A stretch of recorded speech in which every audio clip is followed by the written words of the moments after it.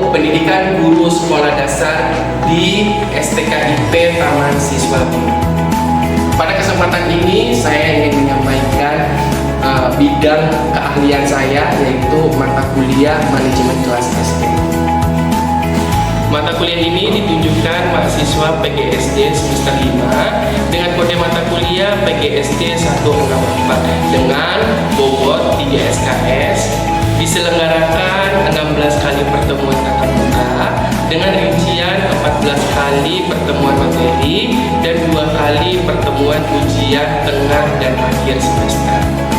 Mata kuliah ini membahas terkait pengertian manajemen kelas SD, tujuan dan fungsi manajemen kelas SD, prinsip-prinsip dasar manajemen kelas SD, serta perbedaan manajemen kelas SD. Tidak hanya itu, mata kuliah ini juga membahas di mana peran guru sebagai manajer di dalam kelas dan peran siswa dalam pembelajaran aktif dan kolaboratif. Tidak hanya itu, mata kuliah ini menghasilkan luaran di mana luarannya itu akan dijadikan jurnal yang terakreditasi SINTA dan mahasiswa akan diajarkan bagaimana cara untuk menyusun agar bisa dipublikasikan sebagai jurnal yang terakreditasi. Pada akhir mata kuliah ini, mahasiswa juga dibekali dengan teknik cara menyusun jurnal yang terakreditasi, sehingga nanti mahasiswa akan membuat jurnal dan diterbitkan pada jurnal yang terakreditasi SINTA.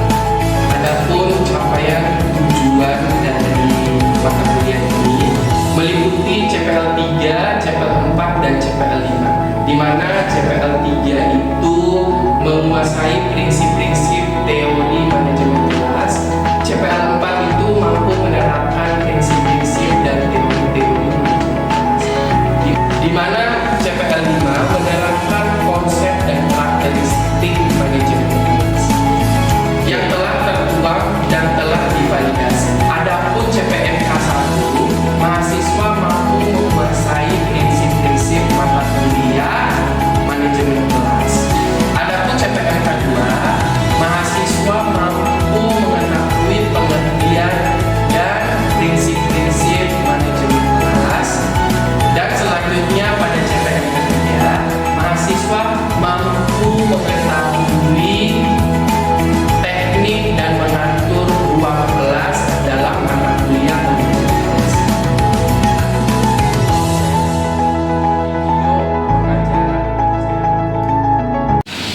Baik, assalamualaikum warahmatullahi wabarakatuh, teman-teman. Bagaimana kabar hari ini? Alhamdulillah. Sehat? Bagaimana? Arif sehat nggak hari ini? Sehat. Alhamdulillah. Suci bagaimana hari ini? Sehat, alhamdulillah. Tadi udah pada sarapan kan? Sudah. Sebagian belum ya? Oke, nanti setelah ini bisa sarapan ya? Ya. Teman-teman, waktu dari mata kuliah ini bisa kita konsentrasi dengan baik ya, supaya kita bisa mendapatkan manfaat dari proses pembelajaran ini. Oke? Oke. Bagaimana dengan ruangan hari ini? Nyaman kan? Alhamdulillah. Bagaimana, Pak? Ada yang begadang semalam? Begadang semua. Begadang semua ya? Oke. Oke. Bagaimana dengan LCD-nya? Apakah bisa dilihat dengan baik, teman-teman? Bisa. Oke, jelas ya? Oke. Baik, teman-teman. Hari ini kita akan membahas tentang prosedur manajemen kelas. Apa sih manajemen kelas SD itu? Kenapa guru harus belajar tentang manajemen kelas SD? Jadi nanti kita akan membahas tuh prosedur-prosedurnya supaya kita bisa mengetahui bahwasannya calon guru SD itu akan terampil dalam mengelola proses pembelajaran di dalam kelas itu. Oke, sebelum saya lanjut, saya minta tolong absen dulu ya supaya kita bisa tahu.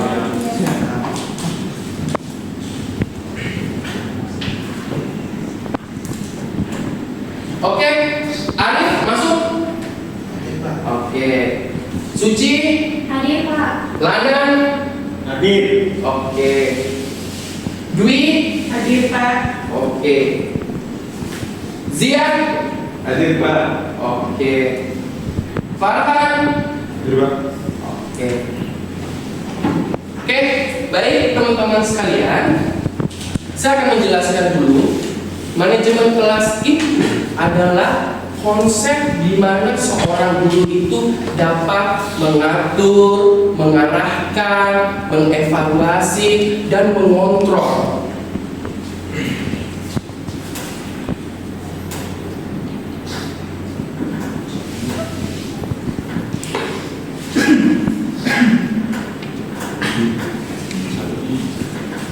Oke, kita bisa lihat pengertiannya di atas. Bahwasanya manajemen kelas adalah usaha sadar untuk merencanakan, mengorganisasikan, dan mengaktualisasikan. Kita bisa kaji masing-masing. Kenapa guru harus merencanakan bahwasannya di kelas itu bisa teratur dengan baik? Yang pertama, guru itu harus memikirkan atau memiliki plan di mana perencanaan itu supaya dia bisa masuk di dalam kelas itu tanpa hanya memberikan materi, tetapi dia bisa mengontrol bagaimana murid-muridnya itu bisa mengkondisikan ruang kelas itu dengan baik dan benar.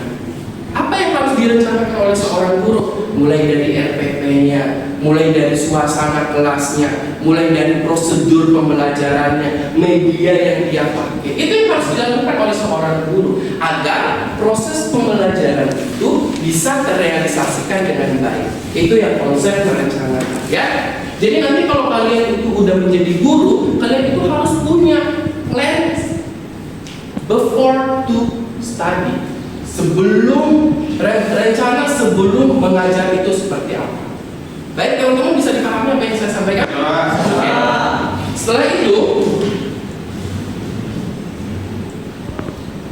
Setelah itu ada yang namanya mengorganisasikan. Kenapa mengorganisasikan itu perlu dalam proses manajemen kelas? Jadi teman-teman kalau sudah menjadi seorang guru nanti, kalian itu bisa mengatur semua yang ada di dalam kelas tersebut.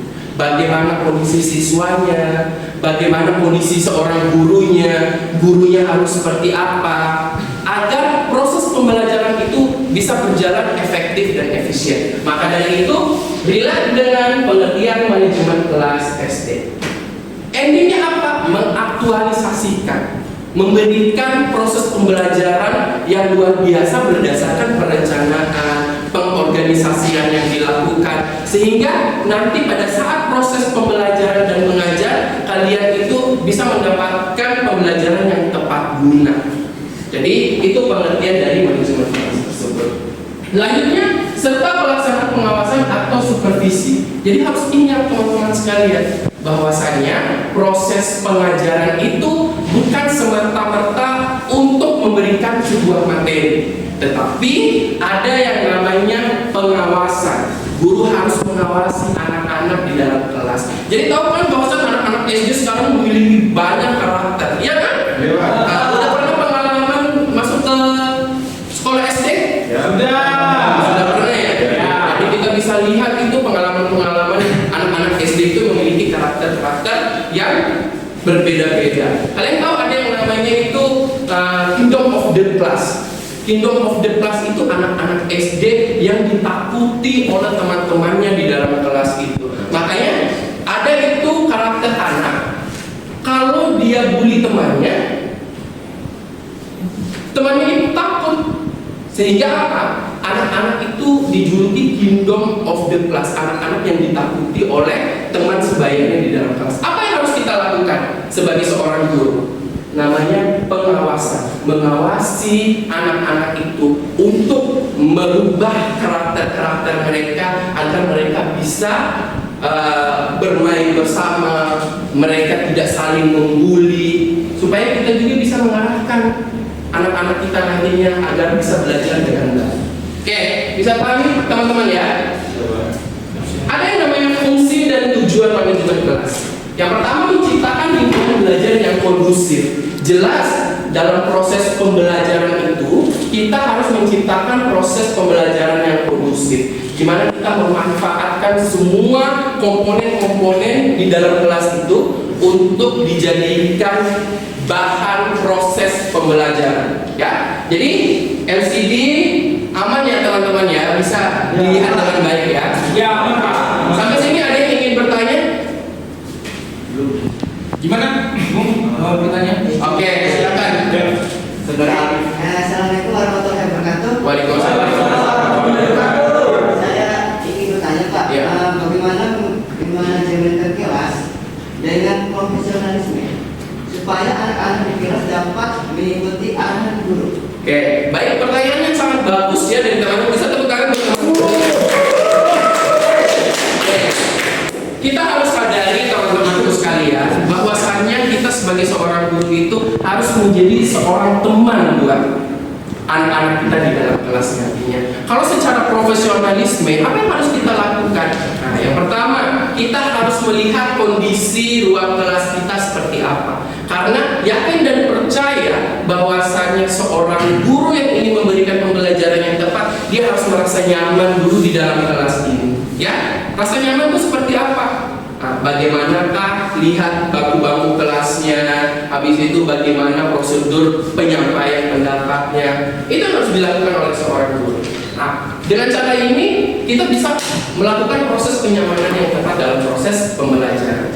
Terima kasih ya, sudah bertanya, bisa dipahami? Bisa. Ada lagi? Ada lagi yang ingin bertanya? Oke, silakan. Siapa yang ingin bertanya? Oke, kalau tidak ada yang ingin bertanya, Lanjut dulu Pak. ya kita lanjut. Oh, atau untuk merelaksasikan proses pembelajaran tuh boleh nggak kita ice breaking? Boleh, ya? Pak. Oke. Bisa satu orang pandu di dalam ice breaking. Silakan. Bagus aja baginya. Silakan. Ya, permukaan aja deh. Iya. Ayo pandu di dalam. Ya. Ayo. Oke, siapa? Ya, pandu aja deh. Adit. Oke, baik teman-teman. Assalamualaikum warahmatullahi wabarakatuh. Jadi teman-teman masih semangat? Masih semangat? Baik, terima kasih. Jadi untuk speakingnya kita akan merefleks diri menggunakan atau menggunakan metode Tempo Pramuka. Ada yang tahu Tempo Pramuka itu seperti apa? Oke, baik. Semuanya bisa berdiri dulu. Bisa Pak. Diri kita. Sekarang kita mulai Tempo Pramuka. Wah, kasih hukuman Pak. Bisa. Siapa yang salah tadi? Akan sekarang kamu pimpin Tempo Pramuka. Maju. Oke, di situ aja, di situ aja. Oh, di situ aja, di situ aja. Oke, langsung mulai.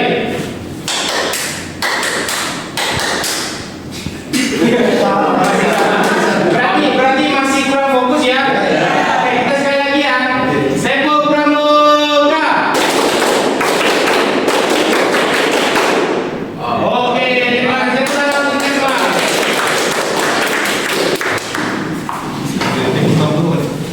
Ini udah agak rileks ya dalam proses pembelajaran. Gimana? Nyaman nggak untuk proses pembelajaran hari ini? Jadi teman-teman kita bisa lanjut ya terkait proses pembelajaran manajemen kelas ini. Jadi teman-teman bahwasannya manajemen kelas itu ada yang namanya tujuan. Yang pertama mewujudkan situasi dan kondisi kelas yang memungkinkan siswa untuk mengembangkan kemampuannya. Kenapa harus seperti itu? Bahwasannya guru itu menginginkan anak-anak di dalam kelas itu bisa mendapatkan pembelajaran yang tepat, yang layak. Gimana cara guru untuk mewujudkan itu? Yang pertama, guru itu harus sadar bahwasannya di dalam kelas itu memiliki karakter. Teman-teman sekalian, kita harus pahami bahwasannya dalam mengelola kelas itu ada yang namanya teknik mendekati. Jadi guru itu harus tahu cara mendekatkan diri terhadap siswa-siswanya. Apa yang harus dilakukan oleh seorang guru? Dia bisa membujuk anak-anaknya, dia bisa datang ke bangku-bangku anak-anaknya. Itu adalah konsep teknik mendekati. Supaya kita bisa memotivasi anak itu agar tidak nakal, agar tidak membuli teman-temannya. Itulah namanya teknik mendekati. Dalam manajemen kelas itu harus mendekatkan diri sebagai ibu atau sebagai bapak terhadap anak-anak kita nantinya. Nanti kalau kalian jadi guru, kalian harus mengikuti konsep-konsep itu. Yang kedua adalah teknik memberikan isyarat. Teknik memberikan isyarat itu penting agar kalian sebagai seorang guru itu bisa mengontrol anak-anak itu berdasarkan isyarat apa. Karena mungkin kalian bisa acukan tangan atau bisa memberikan isyarat-isyarat di wajah atau apa. Seperti itu ya? Jadi teman-teman sekalian, kita fokusnya lagi ya. Perkuliahan kita hari ini mungkin sampai sini saja. Next time kita itu akan membahas pelajaran yang terkait prosedur dalam pemberian tanggapan terhadap siswa dan siswi kita di kelas ya. Oke, sebelum mengakhiri mata kuliah ini, alangkah lebih baiknya saya memberikan beberapa tugas ya teman-teman ya. Tugasnya kalian itu mencari sebuah jurnal yang berkaitan dengan fungsi manajemen kelas SD itu seperti apa ya. Nanti jurnal itu direview supaya kita kedepannya bisa membahas atau sharing section terhadap jurnal tersebut ya. Minggu depan Bapak tagih ya. Oke, untuk hari ini kita cukupkan.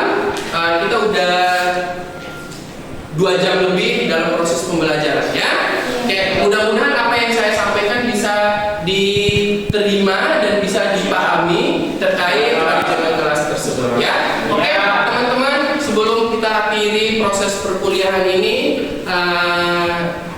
harapan saya kalian bisa lebih aktif lagi, bisa lebih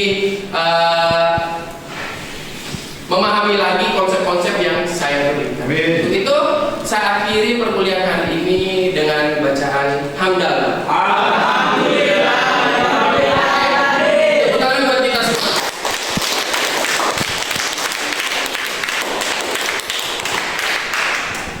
Sekian video rekaman proses pembelajaran untuk mata kuliah manajemen kelas SD pada program studi PGSD STKIP Taman Siswa 5. Video ini digunakan sebagai salah satu syarat penyusunan dokumen pernyataan diri dosen dalam unjuk kerja Tridharma Perguruan Tinggi PDD UKTPT sertifikasi dosen gelombang pertama tahun 2025. Dengan adanya video ini akan menjadi pertimbangan penilaian asesor pada sertifikasi dosen gelombang pertama tahun 2025. Terima kasih. Wassalamualaikum warahmatullahi wabarakatuh. Salam Om Swastiastu, Namo Buddhaya, salam membaca.